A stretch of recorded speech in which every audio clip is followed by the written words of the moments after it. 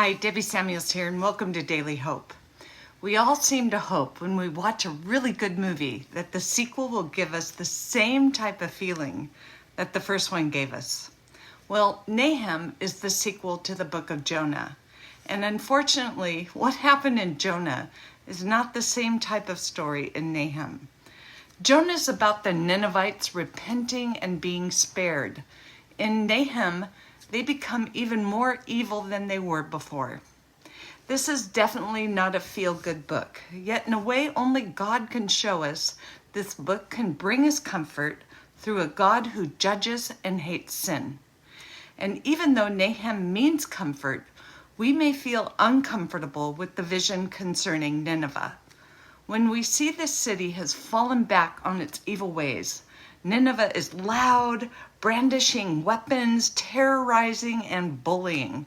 God's response in verse 2, chapter 1 says, "The Lord is a jealous and avenging God, and the Lord takes vengeance and is filled with wrath." Nahum begins this prophecy in chapter 1, verses 3 through 8, considering the character of God who brings wrath. Our jealous God is actually love in action, as he refuses to share our human heart when there's a rival. He needs and wants the whole heart. Our God is more patient than we are. When he shows anger, it does not come quick or random. Knowing God's power can help us trust him in our own need, yet also give us a holy fear of judgment. We can see the danger of the noise from individuals and nations today that dominate our news. The real danger, though, is present in the distraction that comes in the noise of our world. Fear overtakes love, division overtakes community. The world's issues replaces God's promise. It may seem they are taking the center stage, yet the truth is there's only one at the center of the stage, and that is God. Nahum was assigned to the place to come and bring the attention of God's people to center on God, not Nineveh. So who or what has the center stage in your life? God will win in the end. Our hope and responsibility is to keep our eyes and ears on him and continue the good work about sharing about his son, Jesus. Poet George Meredith said, "I speak of the unremarked forces that split the heart and make the pavement toss, forces concealed in quiet people and plants." Eugene Peterson says, "If we are conditioned to respond to the noise and the sighs, we will miss God's words in action." I have a friend who struggles with the fear of our world today. She's been unable to find a way out of this, and she's close to the gospel. But recently she became ill.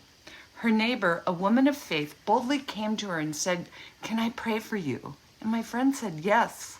After a month of being prayed over, her response was, "I don't know what's happening, but I'm beginning to feel less afraid. Something in me is changing." That's the gospel. Because of the simple action of prayer, the pavement of fear begins to break for my friend. In Nahum, hope is beautifully sprinkled through this whole book. Reminders of how good the Lord is, how he's a refuge in a time of trouble. We may not fully understand this as we see so much trouble in the world, yet his ways are not our ways, and his promises are true. He also promises that he will care for us if we trust in him.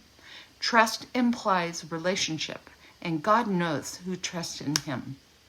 In 1:15 in chapter 1, a verse sounds a little familiar. It says, "Look there on the mountains, the feet of who brings good news, who proclaims peace." The same type of verse in Isaiah 52:7 also says about bringing good news and proclaiming peace. But the good news in Isaiah is the coming Messiah. In Nahum, it's the defeat of the enemies of God's people. May you consider who's in your life center stage. What voice are you listening to? And who can you bring the hope of the gospel to this week? And how can you be love in action for a world that's full of so much noise? And may God bless you as you meditate in his word today.